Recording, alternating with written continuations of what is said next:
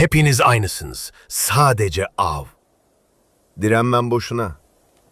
Yan cadı.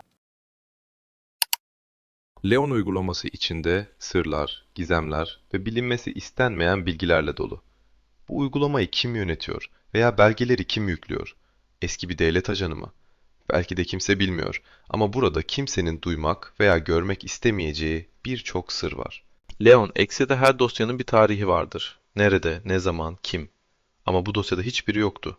Sadece bir isim. İçine girdiğimde bir rapor veya belge bekliyordum ama karşıma çıkan şey bir günlüktü. Olayları anlatan uzun bir yazı dizisi. Sanki biri her şeyi kayıt altına almak istemiş. Ve hikaye çok eskiden başlıyordu. Her avcı günlük tutar. Ben de tutuyorum. Avlarımı, tekniklerimi, tecrübelerimi yazarım. Bir sonraki nesle aktarmak için. Bu geleneğimizdir. Ama bugünlük farklı. Bugünlük avlarımı değil, gerçeği anlatacak. Bunu okuyan kim olursa olsun her şeyi anlatacağım. Başından beri. Çünkü artık saklayacak bir şeyim kalmadı. Ben daha bebekken terk edildim. Kimse bırakanı görmedi. Kimse sormadı. Kilise kapısının önündeydim. Sadece bu kadar. Ailem hiç olmadı. En azından öyle sanıyordum. Kilisedekiler beni büyüttü. Bana isim verdiler. Bana amaç verdiler. Kardeş Aldrich beni buldu o sabah. O benim hem üstadım hem de bildiğim tek aile oldu. Ama şimdi anlıyorum. O kapının önüne bırakılmam bir tesadüf değildi. Kardeş Aldrich benim her şeyimdi. Babam, üstadım, rehberim. Kilisede büyümek sandığınız gibi değildi.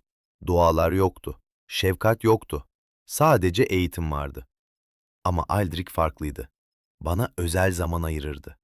Bana cadıların kim olduğunu öğretti. Nasıl bulunacağını, nasıl avlanacağını.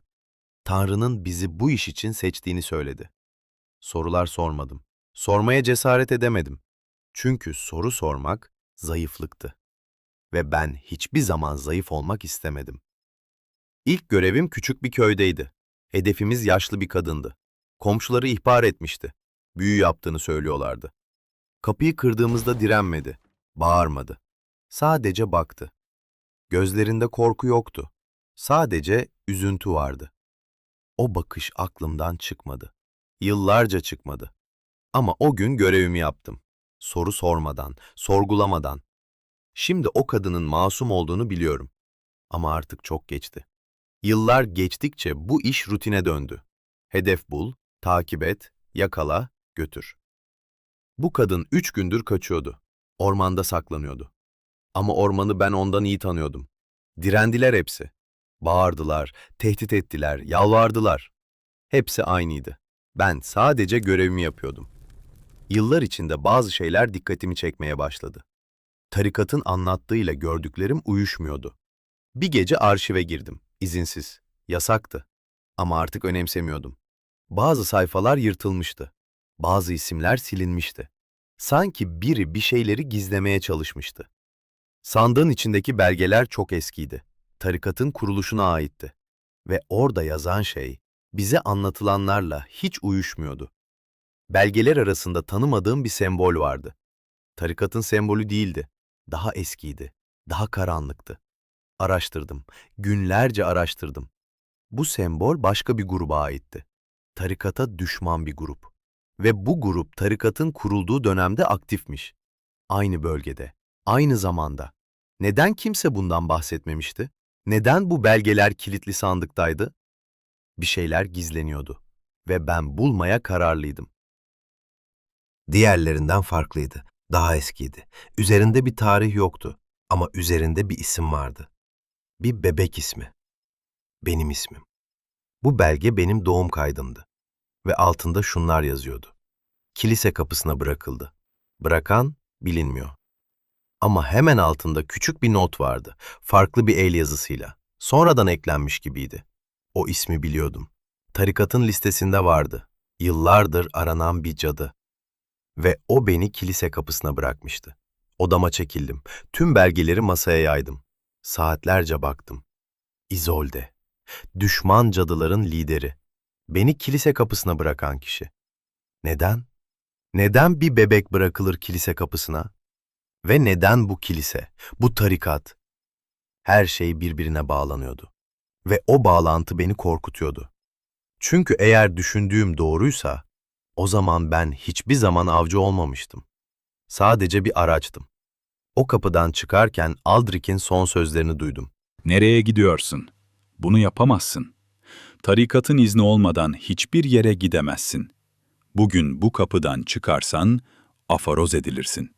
Her şeyi kaybedersin. Aileni, yurdunu, kimliğini. Bildin.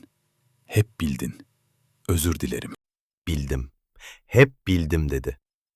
O günden beri o sözler aklımdan çıkmıyor. Ne kadar biliyordu? Ne zamandan beri biliyordu? Ve neden hiç söylemedi? Belki bir gün soracağım. Ama o gün değildi. Dönmedim. İzolde'yi her yerde aradım. Kasabadan kasabaya gittim. Dağlara çıktım. Ormanlara daldım. Gitmediğim yer kalmadı. Bazen izine rastlıyordum. Bazen sadece bir söylenti. Bazen hiçbir şey. Ama o arayış sırasında tuhaf bir şey oldu. Bir kasabada, kalabalığın içinde bir kadın gördüm. Bir an için gözlerimiz buluştu. Kim olduğunu bilmiyordum o an. Ama o bakışı unutamadım. Aylar geçti. Belki yıllar. Artık saymıyordum ama vazgeçmedim. Çünkü vazgeçersem hiçbir zaman öğrenemezdim. Ve sonunda İzolde'yi buldum. Biliyorum. Zaten bulmanı bekliyordum. Çünkü başka seçeneğimiz yoktu. Annen, Elera. O dönemin en büyük cadı üstadıydı. Cadı meclisini tek başına yönetiyordu. Onlarca yıl süren bir savaştı bu. Bizim Covens, cadı topluluğumuz, Elera'ya karşı savaşmaktan yorgun düşmüştü. Kayıplarımız çok fazlaydı. Onu yıkmanın tek yolu en değerli şeyini almaktı. Seni, oğlunu. Seni kaçırdık. Kilise kapısına bıraktık. Elera'nın oğlu cadı avcısı olarak yetiştirilecekti ve bir gün kendi annesinin peşine düşecekti. Zalimce biliyorum ama savaş böyleydi. Hayır, yanıldık. Elara yıkılmadı. Aksine daha da güçlendi. Öfkesi onu besledi. Hepimizin peşine düştü. Covens'ı tek tek yok etti. Ben bu zamana kadar gizlendim. Sen beni bulana kadar. Ama şunu bil. Elara, oğlunun öldürüldüğünü düşünüyor. Tarikat sana zarar verdi diye. Bu yüzden aramıyor seni. Eğer sen beni bulabiliyorsan, Elara da bir gün bulabilir. Beni burada böyle mi bırakacaksın? O kapıdan çıktığında her şey değişmişti. Elara, annem, cadı meclisinin en büyük üstadı ve ben onun oğluyum. Tüm hayatım boyunca yanlış kişilerin peşindeydim. Ama artık biliyorum kimi arayacağımı. Ve annem benim öldüğümü sanıyor. Belki bu avantajımdır, belki değil. Yolculuk bitmedi. Sadece yönü değişti. Yıllar geçti, çok yıl. Arbaletim bir tüfek oldu. Atlarım arabalara dönüştü. Dünya değişti. Her şey değişti. Ama ben hala aynı yoldayım. Hala arıyorum. Elara, annem, cadı meclisinin en büyük üstadı. Beni kaybeden kadın, benim öldüğümü sanan kadın.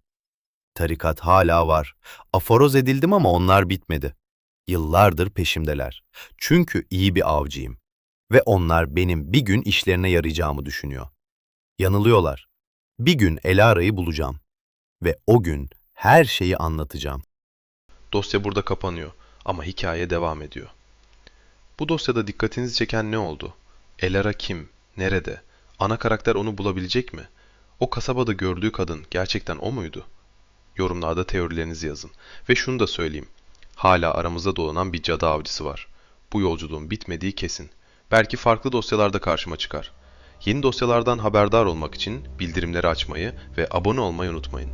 Yeni dosyada görüşmek üzere.